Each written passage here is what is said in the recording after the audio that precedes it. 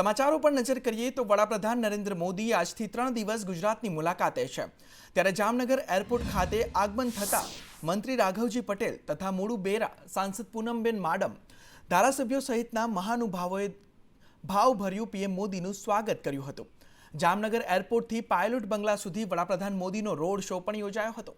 વડાપ્રધાનની એક ઝલક જોવા માટે મોટી સંખ્યામાં લોકો પણ ઉમટ્યા હતા અને વડાપ્રધાન મોદીએ રોડ શોમાં લોકોનું અભિવાદન પણ ઝીલ્યું। વડાપ્રધાન મોદી સર્કિટ હાઉસ ખાતે રાત્રે રોકાણ કરવાના છે અને આવતીકાલે સવારે વનતારાની મુલાકાત પણ વડાપ્રધાન લેવાના છે।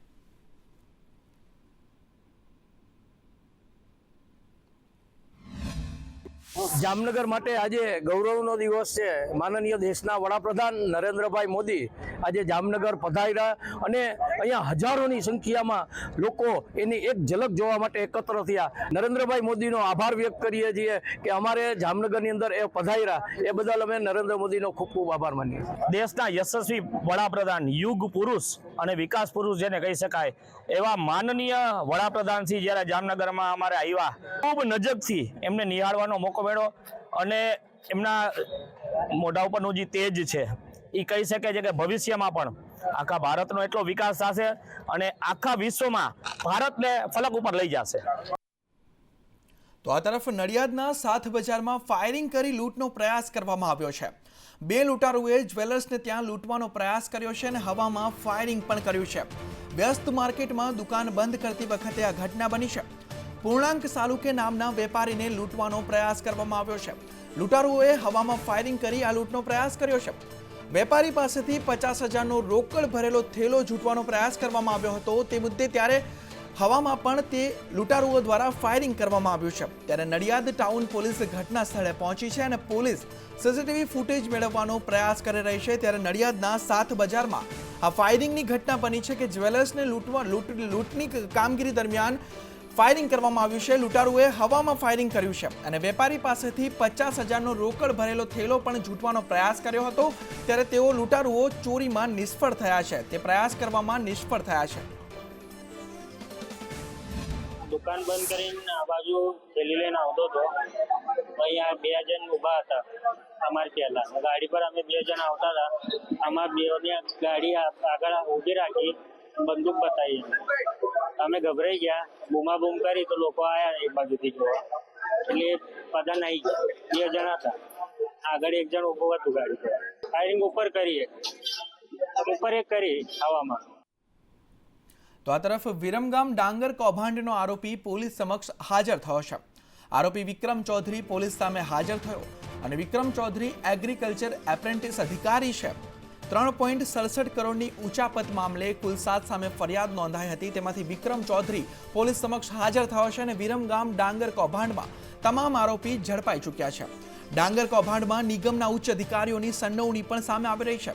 કૌભાંડના મુખ્ય આરોપી સુફિયાન મંડલીની સઘન પૂછપરછ કરવામાં આવી રહી છે। ત્યારે 3.67 કરોડની ઉચાપતમાં આ આરોપી પોલીસ સમક્ષ હાજર થયો છે। તો આ તરફ અરવલ્લીમાં પોન્ઝી સ્કીમ હેઠળ વધુ એક ફરિયાદ નોંધાઈ છે। યશ એન્ટરપ્રાઇઝમાં રોકાણકારો સાથે છેતરપિંડી મુદ્દે યશ અને કમલેશ પરમાર પિતા પુત્રનું મોટું ફ્રોડ સામે આવ્યું છે। રોકાણ પર ગ્રાહકોને પ્રતિમાસ 7% વ્યાજની લાલચ આપી હતી। મોડાસાના 5થી વધુ ગ્રાહકો સાથે 6 લાખથી વધુની ઠગાઈ આચરવામાં આવી છે। ત્યારે મેઘરજ રોડ પર શ્રીજી સ્ક્વેરમાં યશ એન્ટરપ્રાઇઝને તાળા વાગ્યા છે। રોકાણકારોએ મોડાસા રૂરલ પોલીસમાં ફરિયાદ નોંધાવી છે। પોન્ઝી સ્કીમ હેઠળ વધુ એક ફરિયાદ નોંધાઈ છે। અરવલ્લીમાં યશ એન્ટરપ્રાઇઝમાં રોકાણકારો સાથે છેતરપિંડી આચરવામાં આવી છે।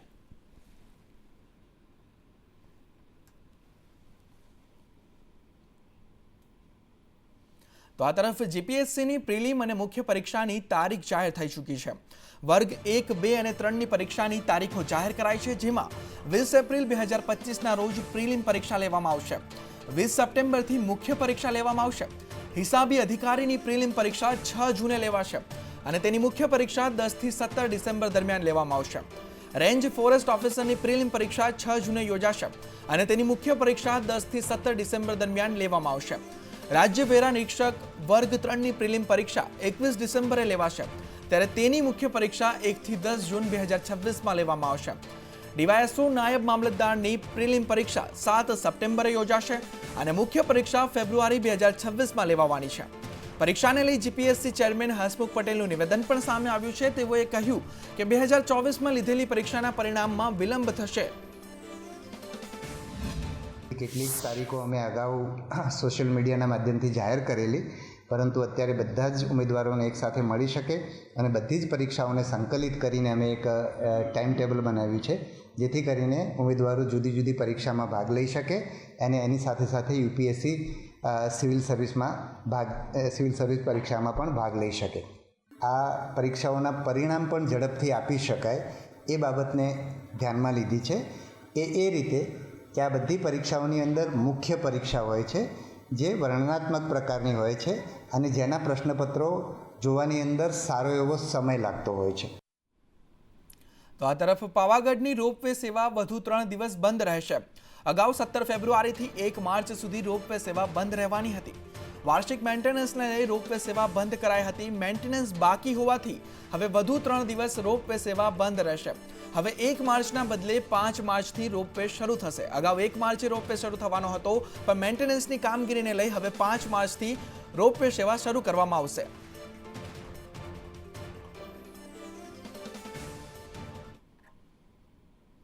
તો આ તરફ વડોદરાના નાના કરાળા પાસે ટ્રિપલ અકસ્માત સર્જાયો છે। ટેમ્પો, કાર અને બાઇક વચ્ચે અકસ્માત સર્જાયો છે અને અકસ્માતમાં બાઇક સવારને ગંભીર ઈજાઓ પહોંચી છે। લાકડા ભરીને જતા ટેમ્પા ચાલકે અકસ્માત સર્જ્યો હતો અને કારના આગળના ભાગનો કચ્ચર ઘાણ વળી ગયો છે। ઈજાગ્રસ્તને સારવાર અર્થે હોસ્પિટલ ખસેડવામાં આવ્યો છે। ત્યારે વડોદરામાં અકસ્માતની ઘટના સામે આવી રહી છે, ત્યારે પોલીસે ઘટના સ્થળે પહોંચીને તપાસ શરૂ કરી છે।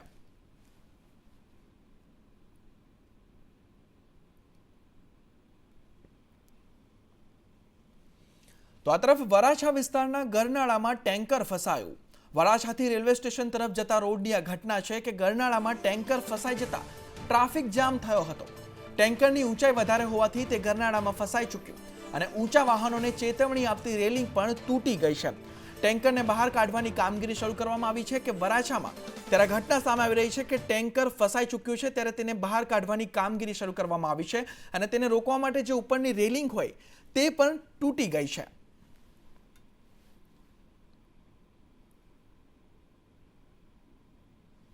તો આ તરફ અંકલેશ્વરના ઉછાલીમાં દીપડો પાંજરે પુરાયો છે।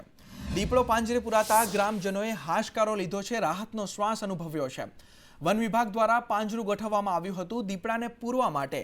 ત્યારે 2 દિવસ પહેલા ખરોડથી પણ દીપડો પકડાયો હતો અને અંકલેશ્વર રેન્જથી 6 મહિનામાં 9 દીપડા ઝડપાયા છે। ત્યારે વધુ એક દીપડો ઝડપવામાં આવ્યો છે। દીપડો પાંજરે પુરાયો છે ત્યારે લોકોએ હાશકારો અનુભવ્યો છે। એક કદાવર દીપડો અમારા ટેપ પિંજરામાં પુરાયેલ છે। ગામ લોકોની સતત ફરિયાદ તથા ખેડૂત લોકોની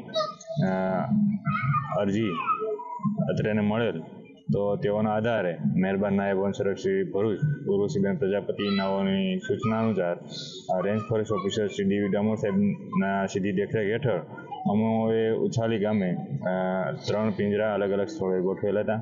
તો તેમાંથી એક ટેપ પિંજરામાં આજે એક નર દીપડો પુરાયેલ છે અને જે શેરડીના ખેતરમાંથી પિંજરે પુરાયેલ છે। તેથી ગામ લોકોમાં શાંતિનો માહોલ છે। તો વાત આણંદની કરીએ તો આણંદની અમૂલ ડેરીમાં ગઈકાલે 3 જિલ્લાના 500થી વધુ દૂધ મંડળીના ચેરમેનોએ વિરોધ કરી આવેદનપત્ર આપ્યું હતું। અમૂલ ડેરીની સાધારણ સભા બોલાવવા, પશુપાલકોના સંતાનોને પ્રાથમિકતા આપવા અને સરકાર દ્વારા સંઘમાં કરેલી 3 સભ્યોની નિયુક્તિને રદ કરવા માંગ કરી હતી। આ અંગે અમૂલ ડેરીના ચેરમેન અને વાઇસ ચેરમેને આવેદનપત્રમાં કરેલા આક્ષેપો અંગે ખુલાસાઓ કર્યા હતા। ડબલ કરી છે એમ અમે જ્યારે બેઠા હતા 2 વર્ષ પહેલા 350 કરોડ રૂપિયા બોનસ ભાવભીની રકમ આપી હતી અને અત્યારે અમે 600 કરોડ રૂપિયા આપી રહ્યા છીએ। એ મોદી સાહેબની વિચારધારા પ્રમાણે ડબલ થઈ છે। એટલા માટે લોકોને ભરમાવવા માટે અનેકવિધ મુદ્દા લાવી અને લોકોને ભ્રમિત કરી અને આ ચૂંટણીનું વર્ષ હોય અને એમાં અમૂલની શાખને નુકસાન કરવા જઈ રહ્યા છે। તો આ તરફ ગ્રામ પંચાયત હોય કે નગરપાલિકા, તમામના નિભાવણીનો ખર્ચ વિવિધ વેરાના આધારે હોય છે। જો કે ક્યારેક વેરા વસૂલાત અધિકારી કાયદાકીય રીતે કોઈ પગલું લેવા જાય તો તેના ઉપર પોલીસ ફરિયાદ પણ થતી હોય છે. કંઈક આવું જ બન્યું છે સાબરકાંઠાના પ્રાંતિજ નગરપાલિકાના ચીફ ઓફિસર સામે, જેમણે 1 વર્ષ અગાઉ વેરા બાકીદારના ઘરનું નળ કનેક્શન કાપતા તેમની સામે પોલીસ મથકે લેખિતમાં ફરિયાદ કરી છે. અરજદારે નગરપાલિકાના ચીફ ઓફિસર સામે ગંભીર આક્ષેપ કર્યા છે. તેમનું કહેવું છે કે ચીફ ઓફિસરની રજૂઆતના પગલે માનસિક આઘાત લાગતા તેમના પિતાનું મોત થયું છે. નગરપાલિકા ચીફ ઓફિસર ને એ બધા આવેલા હતા અને નગરપાલિકા પહેલાં બી 2 વર્ષ પહેલાં બી મારા ઘરનો નળનું કનેક્શન કાપી ગયા હતા અને આ બીજી વખત બી આવું કર્યું એમને અને 2 દિવસની તે મોહલત આપી હતી એમને પણ પૈસા થયા ન હતા. એના કારણે મારા પપ્પાના હાર્ટ એટેક ડિપ્રેશનના કારણે આવ્યું હતું ને એમને કોઈ રજૂઆત એ નથી કરી કે કોઈ કશું પહોંચ પણ એ નથી કરી કે અમે આ રીતનું કરવાના છીએ, એવું કશું કીધું બી નહોતું ને એમને અમારા ઘેર કાપવા ઓલે આવી ગયા. અને નગરપાલિકાના જે જનરલ આપણે પરચુરણ ખર્ચા હોય છે, કે ગટરનો ઇસ્યુ થયો, પાણીનો ઇસ્યુ થયો, કે સફાઈનો જનરલ હોય છે, એ બધું જનરલી અમારા આ સ્વભંડોળમાંથી કરવાનું થતું હોય છે. હવે ઓવરઓલ જો અમારી ટકાવારી જોવા જઈએ ટેક્સની તો એ 15% છે, જે માર્ચ મહિનો આવી ગયો છે ને અમારે 15% છે. એટલે હવે એના માટે બાકી અમારા ઝોનમાં બી અમે ઘણા પાછળ છે. એટલે હવે ટકાવાળી નગરપાલિકા ચલાવવા માટે ભંડોળ તો જોઈએ. હવે એના માટે અમારે આકરા પગલાં લેવા પડે. એના માટે અમે નળ કનેક્શન છે, કે દુકાન હોય તો સીલ મારવાનું, ઘર હોય તો નળ કનેક્શન કાપવાનું, એવા બધા પગલાં ભરતા હોઈએ છીએ. તો આ તરફ વડોદરા મહાનગરપાલિકા સંચાલિત નગર પ્રાથમિક શિક્ષણ સમિતિની સમામાં આવેલી શાળાના ઇન્ચાર્જ આચાર્ય પર ગંભીર આક્ષેપ કરાયા છે. પ્રાથમિક શાળામાં મહિલા શિક્ષકે ઇન્ચાર્જ આચાર્ય પર માનસિક ત્રાસ આપતા હોવાના આક્ષેપો કર્યા છે. સાથે મહિલા શિક્ષકે આ અંગે પોલીસને જાણ કરતા પોલીસ શાળા ખાતે દોડી આવી હતી અને મહિલા શિક્ષકે કરેલા આક્ષેપોમાં બાળકોને ઢોર માર મારવામાં આવતો હોવાની પણ વાત તેમણે ઉમેરી હતી. જો કે ઇન્ચાર્જ આચાર્ય રાજેશ પટેલે ખુલાસો આપતા આક્ષેપોને પાયા વિહોણા ગણાવ્યા હતા. સમગ્ર મામલે શાસનાધિકારીએ હાલ આચાર્ય પાસે વિગતવાર માહિતી મંગાવી છે. આજરોજ મારી શાળામાં CSR કાર્યક્રમ અંતર્ગત ONGC કંપનીમાંથી બાળકોને કીટ વિતરણ માટે આવેલા. કીટ વિતરણ બાળકોનું ચાલતું અને PCR વાન બેને બોલાવેલી. મારા વહીવટી કોઈ મંજૂરી બેને લીધેલી નથી. પૂર્વ મંજૂરી વગર શાસન અધિકારી મારી ઓફિસમાં કોઈ મંજૂરી વગર બેન શ્રી સીધા પોલીસને લઈને આવેલા અને પોલીસે આવી અને મને નિવેદન માગતા તો મેં એમને જે થયેલું એ મેં એમને જાણ કરી છે. બોર્ડની કામગીરીમાં તો એ લોકોને બોર્ડની કચેરી, જે ઝોનલ અધિકારી હોય એની કચેરીએ જ હાજર રહીને કામ કરવાનું હોય છે. જે તે વસ્તુ હોય ઝોનલ અધિકારી હોય એ કરી શકે, કારણ કે એમને ત્યાં રહીને કામગીરી કરવાની હોય. અમને માત્ર શિક્ષકોના નામ મોકલવા કીધા હોય. તો આ તરફ લીંબડી તાલુકાના રડોલ ગામે એકસાથે 3 જનાજાઓ નીકળતા ગામ હિબકે ચડ્યું હતું. ગતરોજ રડોલ ગામે પિકઅપ વાન અને રહેણાંક મકાનમાં આગ લાગતા 2 બાળકો અને એક વૃદ્ધાનું દાઝી જવાથી મોત નીપજ્યું હતું. આ આગમાં અન્ય 2 મકાન અને બહાર પાર્ક કરેલી બોરેલો પિકઅપ વાન પણ ભસ્મીભૂત થઈ ગઈ હતી. બનાવને લઈ FSLની ટીમે ઘટના સ્થળે પહોંચી વિગતો મેળવી ચકાસણી કરી હતી. મૃતદેહોને પોસ્ટમોર્ટમ માટે લીંબડી સિવિલ હોસ્પિટલ ખાતે ખસેડવામાં આવ્યા હતા અને મૃતદેહો રડોલ ગામે આવી પહોંચતા એકસાથે 3 જનાજાઓ નીકળતા ગામ હિબકે ચડ્યું હતું. અમારે રડોલ ગામે તળાવની પાળ પાસે હસનભાઈ ઉર્ફે બકરી શેઠના ઘરમાં એમના ઘરના ફાતુબેન હસનભાઈ ટીમ્બલિયાના ઘરે અચાનક આગ લાગતા જે આગ લાગી પછી એનું વિકરાળ સ્વરૂપ થયું એટલે એની અંદર 2 થી 3 માણસો અંદર બળીને ખાક થઈ ગયેલા. તો આ તરફ ડેસરમાં ઉદલપુરની રેલવે ફાટક વારંવાર બંધ થવાથી ટ્રાફિક સમસ્યા જટિલ બની છે. રેલવે ફાટક બંધ થવાના કારણે વારંવાર ટ્રાફિક જામ થઈ જાય છે. ફાટક ખુલ્યા બાદ 20 મિનિટ પછી ટ્રાફિક પુનઃ સક્રિય થાય છે. તેવામાં બીજી ટ્રેનનો સમય થતાં ફાટક બંધ થઈ જાય છે. રેલવે ફાટકના કારણે ટ્રાફિક જામની રજૂઆતો સ્થાનિકોએ તંત્રના કાને પહોંચાડી હોવાથી ઓવરબ્રિજને મંજૂરી મળી હતી અને માર્ગ અને મકાન વિભાગના કેટલાક કર્મચારીઓએ માપણી પણ શરૂ કરી હતી, પરંતુ હજુ સુધી કોઈપણ જાતની નક્કર કામગીરી થઈ શકી નથી. ત્યારથી આજ દિન સુધી ઓવરબ્રિજનું કામ ખોરંભે પડ્યું છે. વર્ષો જૂની સમસ્યાનું નિરાકરણ ન આવતા સ્થાનિકોમાં પણ રોષ જોવા મળ્યો છે. અને વારંવાર ટ્રાફિક થાય છે. અમારે ફાટકની પહેલી સમસ્યા છે કે 20-20 મિનિટે ફાટક બંધ થઈ જાય, એટલી વારમાં 1 કિલોમીટર જેટલું ટ્રાફિક થઈ જાય, લાંબામાં લાંબુ. વરી ટ્રાફિક ખુલે તો વરી 20 મિનિટમાં ફરી ફાટક બંધ થઈ જાય એટલે ફરી ટ્રાફિક થાય છે. આ બ્રિજના કારણે વારંવાર ટ્રાફિકનો જામ રહે છે. વારંવાર ટ્રાફિકના સમસ્યાથી બહુ જ પરેશાન લોકો થઈ રહેલા છે. વારંવાર આ ટ્રાફિક થઈ જાય છે. રાજકારણને લીધે આ બ્રિજ અટકેલ છે. તો આ તરફ ભરૂચ જંબુસર નેશનલ હાઈવે પર કંથારિયા પાસે તંત્રએ મેગા ડિમોલિશન હાથ ધર્યું હતું, જેમાં મુખ્ય માર્ગ પર અડચણરૂપ ગેરકાયદેસર દબાણો પોલીસ બંદોબસ્ત સાથે દૂર કરવામાં આવ્યા હતા. મહત્વનું છે કે અગાઉ નોટિસ આપ્યા બાદ પણ દબાણો નહીં હટાવાતા તંત્ર એક્શનમાં આવ્યું હતું. પ્રાંત અધિકારી, મામલતદાર તેમજ NHAIના એક્ઝિક્યુટિવ એન્જિનિયર જયમીન શાહ તેમની ટીમ સાથે પહોંચ્યા હતા અને ચુસ્ત પોલીસ બંદોબસ્ત વચ્ચે ગેરકાયદેસર દબાણનો સફાયો કરવાની કામગીરી હાથ ધરી હતી. ભરૂચ જંબુસર નેશનલ હાઈવે ઉપર થયેલ રોડ સાઈડના દબાણો હટાવવાની કામગીરી ભરૂચના પ્રાંત મેડમ, મામલતદાર શ્રી અને પોલીસના સહયોગથી માર્ગ અને મકાન વિભાગ દ્વારા હાથ ધરવામાં આવેલ છે. તો આ તરફ કેન્દ્રીય રેલવે મંત્રી અશ્વિની વૈષ્ણવ દાહોદની મુલાકાતે છે. લોકોમોટિવ એન્જિનના કારખાનાની તેઓએ મુલાકાત લીધી અને દાહોદમાં બની રહ્યું છે 9000 હોર્સ પાવરનું લોકોમોટિવ એન્જિન. દાહોદમાં બનનાર એન્જિનને એક્સપોર્ટ કરાશે તેવું રેલવે મંત્રીએ નિવેદન પણ આપ્યું. કહ્યું, દાહોદ વલસાડ ઇન્ટરસિટી ટ્રેન 2 મહિનામાં શરૂ થશે. કારખાનામાં 85% સ્થાનિકોને રોજગારી અપાય તેવું રેલવે મંત્રીએ નિવેદન પણ આપ્યું. माननीय प्रधानमंत्री श्री नरेंद्र मोदी जी को धन्यवाद देना चाहता हूँ कि दाहोद की इस पवित्र भूमि में जो मोदी जी ने एक बड़ी शिल्प, बहुत बड़ा एक इंडस्ट्रियल हब स्थापित किया है, वो जीवन भर याद रखा जाएगा.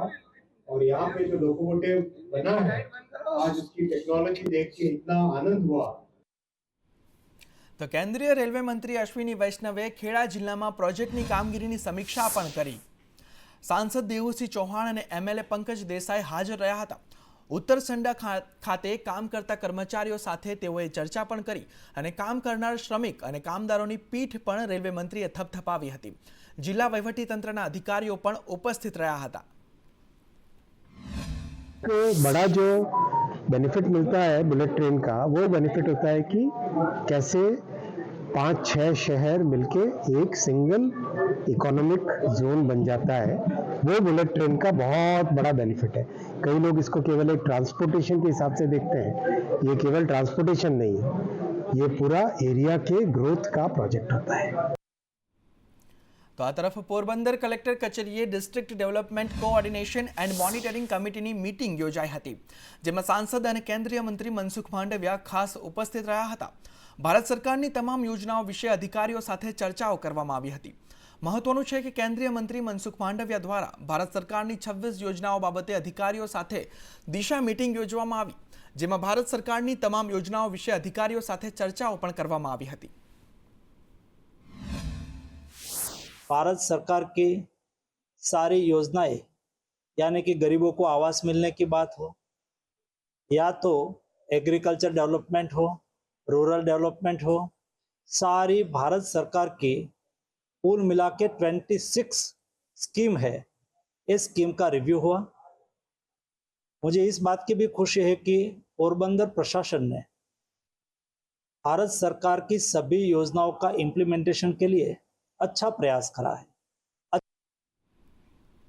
તો જામકંડોરણામાં કેન્દ્રીય મંત્રી મનસુખ માંડવિયાની ઉપસ્થિતિમાં દિવ્યાંગ સાધન સહાય વિતરણ કાર્યક્રમ યોજાયો હતો.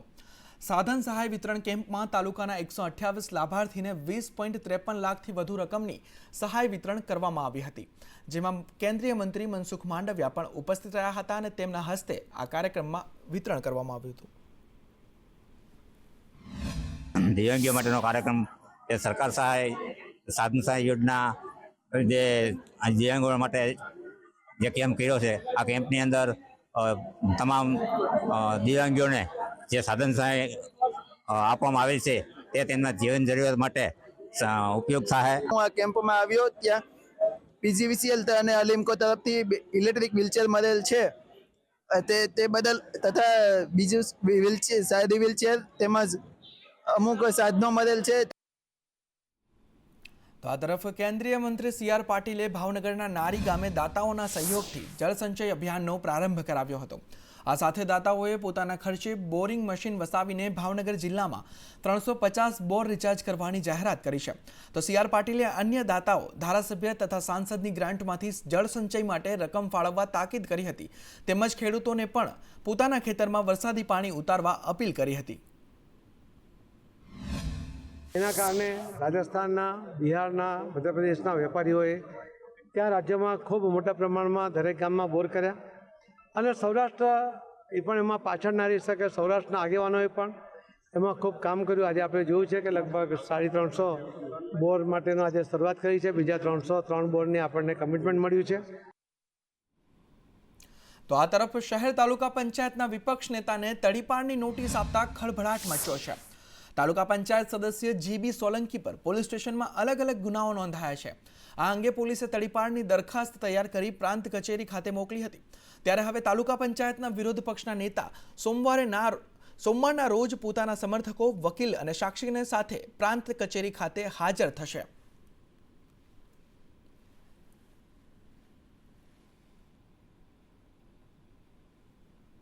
તો આ તરફ સહકારી ક્ષેત્રમાં ખેતી બેંકની અનોખી પહેલ સામે આવી છે.